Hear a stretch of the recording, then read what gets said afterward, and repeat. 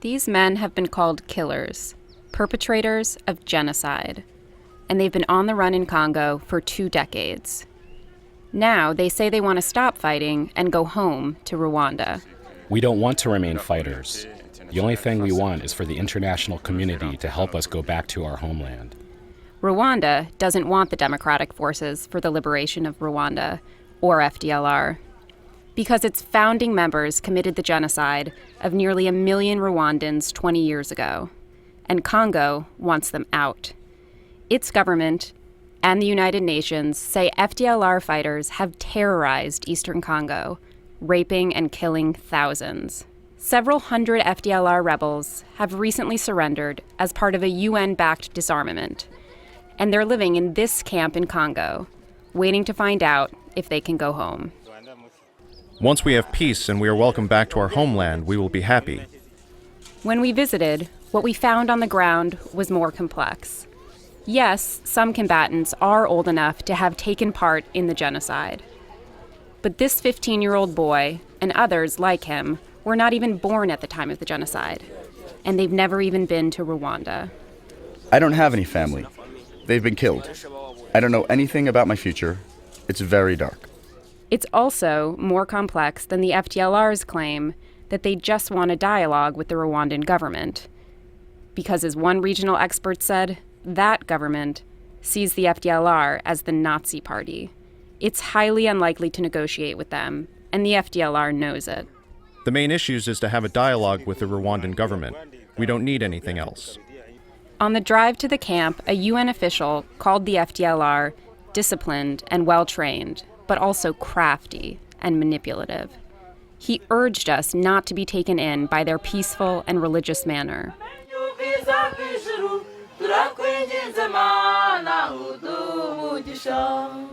He also told us many of the new arrivals here refuse to reveal their hometowns in Rwanda because they're afraid the Rwandan government will persecute or kill them.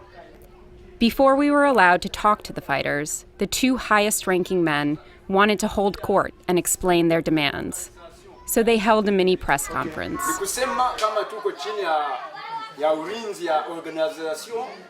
Then they lined up the men, about 180 of them, in military formation so that we could pick who we wanted to talk to. Our conversations took place out in the open with the commanders watching, and a lot of men stuck to the script. They said things like, all we want is to return to Rwanda peacefully.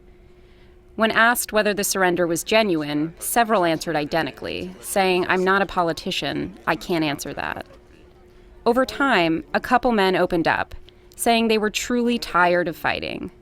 They mentioned their faith in God and a striking, total faith in the international community to help them transition from feared rebel fighters to political refugees. Next, we traveled 10 hours to the countryside to meet Colonel Wilson Eradicate, the FDLR's highest-ranking commander in Congo.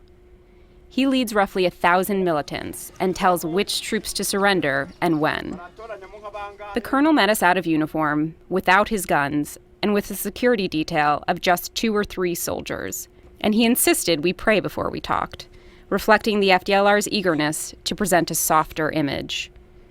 He reminded us of the women and children we saw at the camp, and asked how Rwanda could claim they participated in the genocide. When we pressed the colonel on why the group hadn't admitted to any crimes or handed over the leaders who led mass rapes and killing, he said he knows the FDLR isn't perfect. That's a gross understatement. There are some who may have committed abuses against the people of Congo, and they have to face justice. But justice must be done on both sides. That may be so, but the UN's first deadline for FDLR disarmament has now passed. And the Security Council is urging Congo to join UN forces and take swift military action against FDLR fighters who have not yet surrendered and remain a threat.